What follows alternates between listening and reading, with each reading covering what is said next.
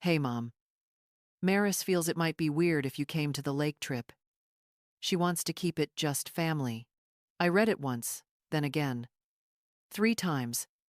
As if repetition would change the letters. It didn't. What changed was something inside me.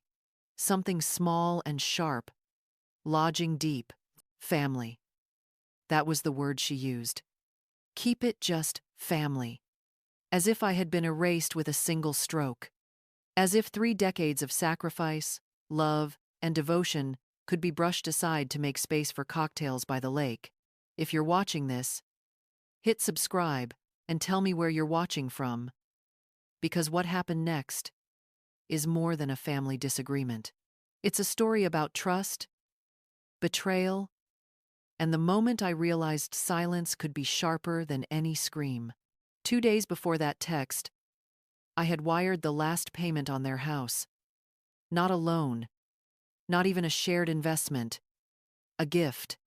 I'd liquidated what was left of the investment account my husband and I had built together, transferred the money without hesitation, and signed everything over in their names.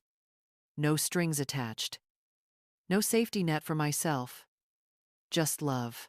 I told myself it was the right thing.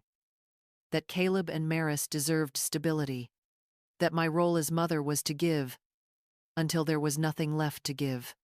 I believed them when they hugged me on the porch of that house, keys in hand, smiling like they had earned every brick. "You'll always have a room here, Mom," Maris promised, her voice warm, her arms tight around me. Now, not even a year later, I wasn't family enough for a rented cabin and a weekend barbecue. I didn't cry. I didn't yell. I simply typed back one word understood and set the phone down. My hands rested on the counter, bracing against the weight of the quiet. This was how it happened. I realized not with slammed doors or shouted arguments, but with polished phrases and pretty excuses. Maris feels. We think it might be awkward. Thin coats of civility hiding the blade beneath. I walked slowly to the window and stared out at nothing in particular. The street was the same. The houses, the sky, the ordinary stillness of a suburban morning. But inside, something had shifted. Not in them, in me. Because the worst part wasn't what Caleb had said. It was how unsurprised I was. To understand why that single message cut so deeply, you need to know the story behind the house. It wasn't just walls and windows. It was years of sacrifice condensed into brick and wood. My late husband Roland and I had always been careful people. We weren't wealthy, but we believed in building slowly, in saving bit by bit.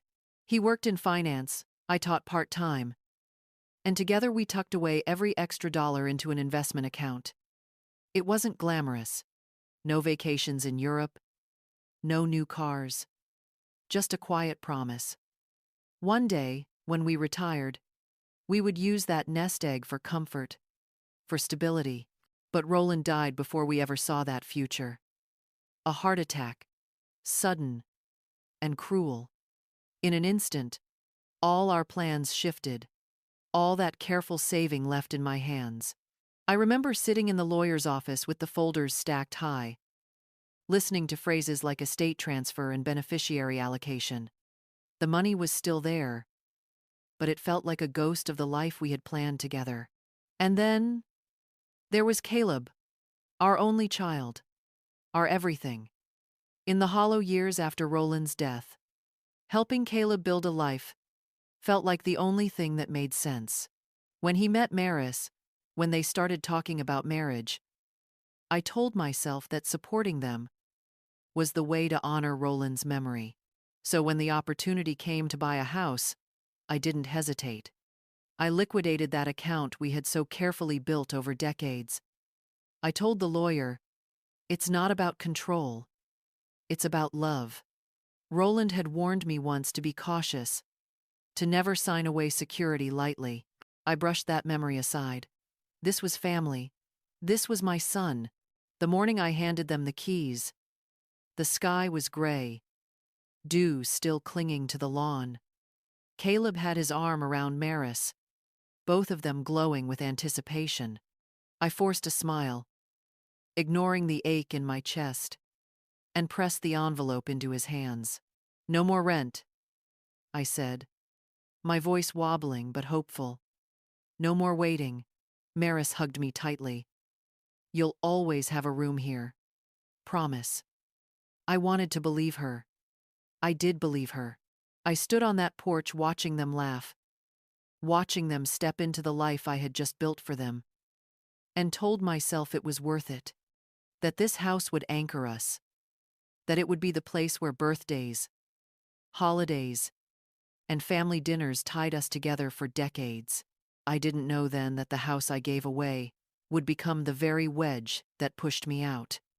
At first, I told myself it was normal. Newlyweds needed space. They had to settle into routines, decorate, discover what it meant to live as a family. Of course, I wouldn't be the center anymore. Of course, the phone might not ring as often. That's what I repeated to myself, like a mantra, every time I felt the sting of absence. But slowly, almost invisibly, the gap widened. The first months in the new house, I was there constantly. Maris had a vision for every room: muted sage in the kitchen, warm gray in the hallway. I rolled paint onto walls while she scrolled through Pinterest boards, nodding approval at colors she didn't have to lift a brush to apply. Caleb was upstairs on calls, busy building his career, while I bent on aching knees, painting corners until my back throbbed. I didn't complain. I told myself, this is what mothers do. When the curtains arrived wrinkled, I ironed them. When their new puppy chewed the baseboards, I patched the wood. I canceled a weekend road trip with my friend Joanne because they needed a dog sitter. They apologized, but lightly. "You're so good at handling things, Mom." As if that compliment erased the sacrifice. Then came the smaller exclusions, harder to excuse. One Sunday, I realized I hadn't been added to the group text about a family dinner. When I asked Maris, she blinked, feigning surprise. "Oh, didn't we mention? We kept it small this year." Caleb didn't even look up from his phone. On his birthday, instead of an invitation to celebrate, I received a card in the mail. No call, no dinner, just a short note and a check for $100 folded inside. The irony was suffocating. I had given them a house, yet they sent me money as if I were the one in need. Evan holidays felt different. When I brought over a pie for Thanksgiving, Maris thanked me politely and set it aside on the counter, untouched. Their table gleamed with catered dishes, every plate curated for photographs. I ate quietly, watching Caleb laugh with her family, strangers who seemed to have taken my seat without noticing. And then there was the envelope. A birthday thank you note I mailed weeks later came back. Stamped forwarding address expired. But they hadn't moved. The address was the same. It was as if the world itself was whispering, "You don't belong here anymore." I held that envelope in my hands for a long time, fragile and heavy at once. Then I tucked it into a drawer and never spoke of it again. The drift wasn't loud. It wasn't cruel in obvious ways. It was subtle, polite, smoothed over with excuses. But I felt it. Every missed call, every unopened door. It was the silence that told the truth. It began with a stack of papers slid casually across the table one Saturday afternoon. "Just some tax forms," Maris said, her voice breezy, her smile perfectly rehearsed. "It'll make things simpler. Fewer headaches for you." She had already prepared the folder with sticky tabs where my signature was needed. Even brought along a notary so we could get it done, quickly. I hesitated, pen in hand. Somewhere in the back of my mind, Roland's voice whispered his usual warning. Always read the fine print. But Caleb was watching, tired from another long week, and I wanted to be helpful, wanted to be easy. So I signed where the tabs told me to. At the time, I thought nothing of it. just taxes, just convenience. Months later, the first strange charge appeared in my bank account, a withdrawal labeled property maintenance, only a few $100s. I brushed it off, assuming it was an error. But then came another, and another. Each one small enough not to trigger alarm, each one buried between groceries and utility bills. It wasn't until I sat down late one night, the house too quiet, the glow of my phone lighting the kitchen table, that the truth began to emerge. The pattern was unmistakable. Consistent withdrawals, all tied to the same secondary user. I called the bank the next morning. The representative's tone was polite, but detached. "Those transactions were made by your co-user," she explained. "My co-user?" I repeated, confused. "Yes, ma'am. Emily Gardner." The name hit me like a fist. Emily Maris Gardner, my daughter-in-law. I nearly dropped the phone. I hadn't added her to anything. I had never given her direct access to my accounts. Except, my mind raced back to that folder of tax forms, the neat sticky tabs guiding my hand. That's when the nausea set in. I realized I had signed away far more than convenience. I called Joanne that afternoon, my voice shaking. She didn't ask many questions, just listened. Finally, she said, "You need someone to dig." Quietly. Within days, she introduced me to Mason Huey, a discreet investigator with the patience of a surgeon. He worked methodically, combing through records, tracing transactions I had never noticed. Each report he handed me twisted my stomach tighter. Maris hadn't just been withdrawing funds, she had leveraged the house itself, the house I had gifted them, as collateral for a second mortgage. She had paid off personal credit card debts using my retirement account, disguising the transfers under household expenses. It wasn't sloppy. It was deliberate, careful, calculated. The final blow came when Mason slid across a fresh envelope one morning. Inside were drafts of documents, all neatly formatted. Durable power of attorney, both financial and medical, permanent and irrevocable. The kind of papers that would strip me of every decision, every ounce of independence. And the kicker? They were prepared in advance, waiting for me to sign. It wasn't just betrayal. It was a plan. Mason didn't deliver news with drama. He had the kind of calm that made every revelation feel heavier, because there was no exaggeration, no cushion, just facts. "Your daughter-in-law is subtle," he said, flipping open a thin folder across Joanne's kitchen table. "But she isn't clean." Inside were printouts, highlighted sections, and copies of documents I recognized, some with my signature, others I'd never seen. He walked me through them, one by one, like puzzle pieces forming a picture I didn't want to see. First came the second mortgage, quietly secured against the very house I had given them. The documents listed Maris as the sole financial agent, with Caleb nowhere in sight. She had presented herself to the lender as fully authorized, and thanks to those forms I'd signed months earlier, she was. Next were the retirement withdrawals. Small transfers at first, masked under categories like joint household expenses, but Mason traced them directly to payments on Maris's personal credit cards. Tens of thousands of dollars. "It's clever," he explained. "She keeps amounts low to avoid triggering fraud alerts.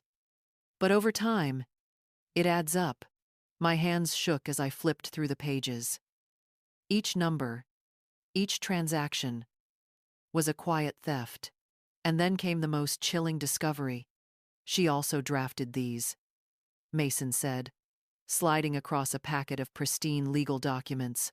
Durable power of attorney, financial and medical, irrevocable. Not just the copies I had seen, but multiple versions. This wasn't an afterthought. She's been preparing to make it permanent. I stared at the pages, bile rising in my throat. Permanent meaning she could decide where I live, how I'm treated, even what happens to me if I end up in a hospital bed. He nodded. Exactly. Once signed, you'd have no recourse. And judging by her behavior, she intended to make it look like she was doing it for your peace of mind. Joanne reached across the table, her fingers closing around mine. You can't ignore this, Karen. It's not just about money anymore. It's about control. About your life. I swallowed hard, my voice breaking. I thought I was being helpful. I thought this was love. Mason's gaze was steady. It was love. On your end. But on theirs? It was strategy. Oh. The words sank deep. Heavier than any ledger line or legal document. By the time he finished, the total theft reached well into six figures, money I would never recover. Money I had assumed would carry me into retirement. But worse than the numbers was the clarity. This wasn't careless spending or youthful irresponsibility. It was intentional, planned, a slow bleed executed by someone who had smiled at me across dinner tables. That night, I sat alone in my kitchen. The folder spread before me like a battlefield. The betrayal was total, but so was my resolve. They had built their world on my silence. Now, I would show them what happened when I finally spoke. The morning after Mason handed me his report, I made a decision. For years, I had played the part of the silent giver, convincing myself that endurance was the same as love. But silence had only made me invisible. It was time to reclaim my voice. I called Roland Denton, the lawyer who had handled my husband's estate. His secretary sounded surprised when I asked for an urgent appointment. But by afternoon, I was seated across from him in the same office where I'd signed away my financial future months before. Karen, he said gently, tell me everything. I did. Every suspicious withdrawal, every forged authorization, every document Mason had unearthed. My voice didn't shake. Maybe because I had already lived the worst of it. The quiet theft, the casual dismissal, the realization that the people I loved most saw me as nothing more than a signature and a bank account. Roland listened, pen poised over his legal pad. When I finished, he leaned back, his expression grave. We can revoke every existing authorization today. Power of attorney, joint access, co-user rights, all of it. Once revoked, they'll have no legal control over you or your assets. Relief rushed through me, so sharp it was almost painful. Do it, I said. Over the next hour, we moved methodically. Durable power of attorney voided. Bank access frozen. A new trust established in my name alone, with Roland listed as trustee.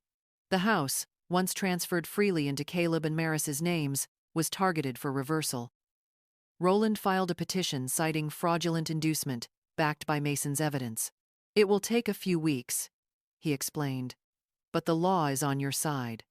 As my signature flowed across the pages, I felt something shift inside me. For months, I had been painted into a corner, each pen stroke another layer of entrapment. Now, with the same motions, I was carving a way out. When it was done, Roland slid the final document toward me. This establishes a protective clause in your estate. From now on, no one can access your assets without explicit court approval. Even family. Even family. The phrase stung, but I nodded.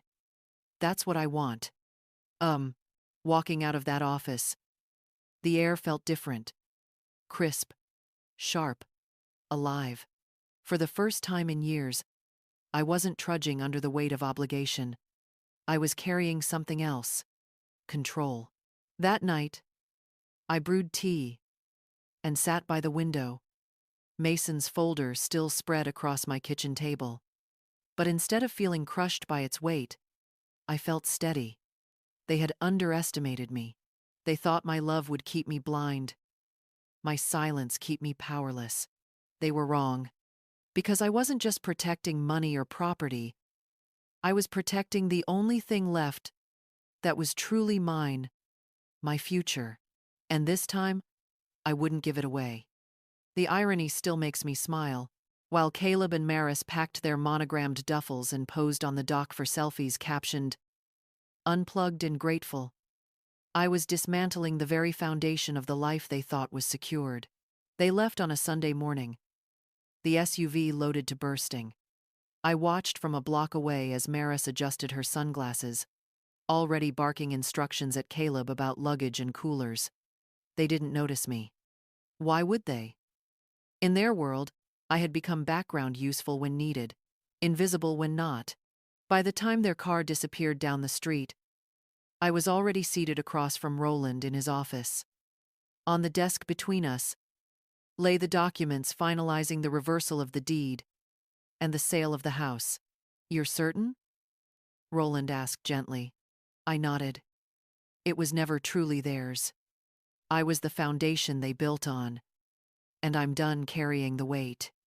The buyers arrived later that week, a young couple from Bend, nervous and glowing with excitement. First-time homeowners. They shook my hand with gratitude, eyes shining as though they couldn't believe their luck.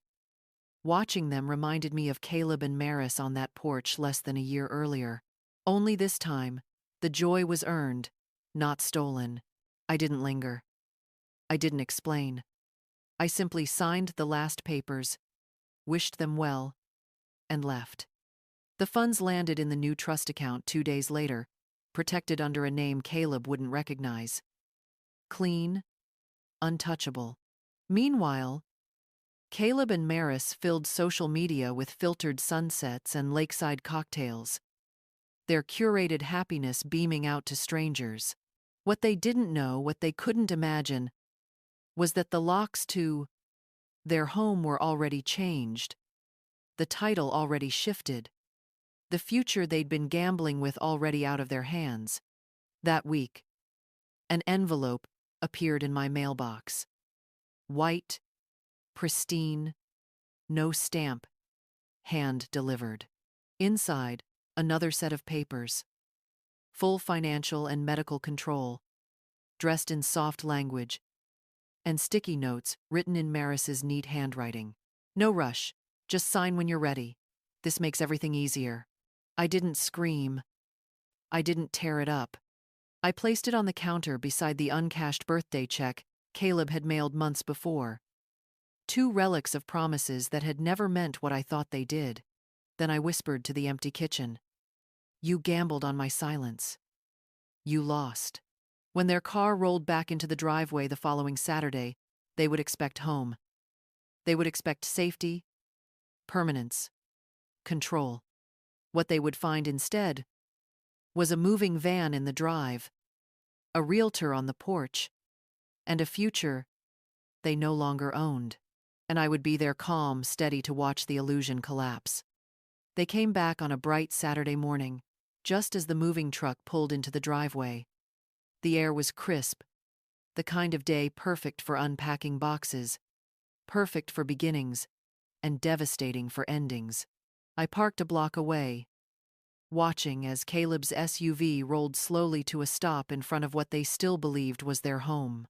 Maris stepped out first, oversized sunglasses perched on her head like a crown.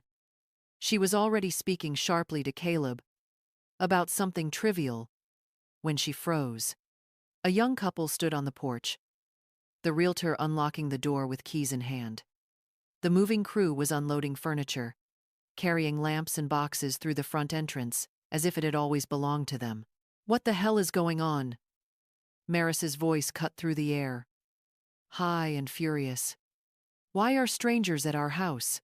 Caleb's eyes darted from the truck to the couple to the realtor, his face paling. "Mom?" he asked, when he finally spotted me crossing the street. "What's happening here?" I didn't rush. Every step was deliberate, steady. I wanted them to feel the weight of my calm. "You were managing what never belonged to you," I said quietly when I reached them. Maris scoffed, her jaw tightening. "What are you talking about?" This is our house, our home. Oh, I opened my bag and pulled out two thick folders. One was dark green, the other navy. I handed the green one to Caleb. This, I explained, is the deed transfer, the sale confirmation, the financial logs. Everything processed legally.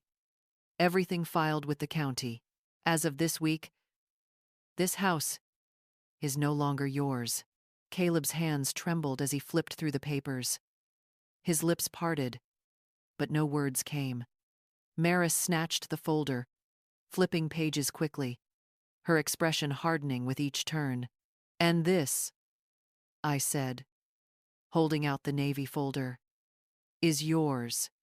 Oh. She hesitated before taking it, suspicion flickering in her eyes. As she skimmed the first page, her face shifted from anger to unease. Inside were Mason's reports, screenshots of unauthorized withdrawals, evidence of her credit card debts paid with my retirement fund, proof of the second mortgage she had taken out, without my knowledge. At the back were copies of the power of attorney drafts she had slipped under my door, documents that would have stripped me of my autonomy forever. Maris's voice cracked. You can't do this. You don't have the right. I met her gaze evenly. You gave up that argument when you tried to take away mine. Caleb looked stricken, his eyes darting between us. Mom, he whispered. We didn't mean to hurt you. I shook my head slowly, a bitter smile touching my lips. Number, you didn't mean to get caught. Maris's face twisted with fury. This won't hold. We'll sue. You'll regret this. If you take this to court, I said, raising a hand, that entire folder becomes public record. Every forged signature, every transfer, every betrayal. Do you really want that scrutiny? Her mouth opened, but no sound came. Caleb pressed a hand to his forehead, the weight of reality sinking in. You think you've won, Maris hissed finally. But you've destroyed your own family. No, I said softly. You destroyed it when you turned love into leverage. Behind us, the realtor handed the keys to the new owners. The young couple smiled nervously, stepping through the doorway of their first home. Their laughter floated out into the crisp air, bright and unburdened. Caleb looked at me one last time, his eyes filled with something like desperation. You'll regret this, he repeated. I regret trusting you, I replied. Everything else, I am at peace with. They stood frozen for a moment longer before Caleb finally touched Maris's arm. She flinched but allowed him to guide her back toward the SUV. Slowly, they climbed inside, the weight of their crumbling illusion pressing down on them. I stood in the driveway until their car disappeared around the corner. Then I turned toward my own, my steps steady, my shoulders light. Not triumphant, not bitter, just free. That night, I stood in my kitchen, holding the white envelope Maris had slipped into my mailbox, the one begging for permanent power of attorney. I didn't rip it up. I didn't save it as evidence. I set it in the sink, struck a match, and fed each page to the flame one by one. The fire consumed the legalese, the sticky notes in her neat script, until nothing remained but ash. It felt symbolic, burning more than just paper, burning the illusion I had lived under for years. I had been told that being needed was the same as being loved. I had believed usefulness guaranteed belonging. But the truth was here in the smoke curling toward the ceiling. Being used is not the same as being valued. 2 weeks later, I moved into a modest apartment across town. No walk-in closets, no granite countertops, no echoes of betrayal in the walls. Just enough space for me, and that was more than enough. Joanne came by with a basket of muffins on my first morning. Together, we unpacked dishes and laughed about how little I actually needed to feel whole. The silence in that apartment didn't sting. It wrapped around me like a warm coat. Caleb texted 3 days after the move. Mom, please. We didn't plan it this way. Can we talk? I read the words, then set the phone on the counter. Days later, another. I just want to explain. But there was nothing left to explain. Silence became my answer. Sharper than any rebuke, clearer than any accusation. Instead of chasing his voice, I began listening to my own. I planted herbs along the balcony: basil, mint, rosemary, small green shoots reaching for light. I joined the library's book club, where people asked me not what I could give them, but what I liked to read. On Sundays, I walked to the park with crumbs in my pocket, feeding birds, the way my grandmother once did. One evening, I stood watering the rosemary, the city humming quietly below. My chest rose and fell in steady rhythm, no longer tight with dread. For the first time in years, I realized I was breathing differently. Caleb and Maris had thought I would crumble without them, that my strength depended on their approval, that silence meant weakness. But silence, held properly, is a blade. It cuts, ties with dignity. It shields what shouting cannot protect. It writes endings without needing applause. They took the house. They took the money. They even tried to take my autonomy. But what they could never take was the part of me that remembers who I was before I became theirs. And now, at last, I was that woman again, standing taller than I ever had, wrapped not in their demands, but in my own quiet strength.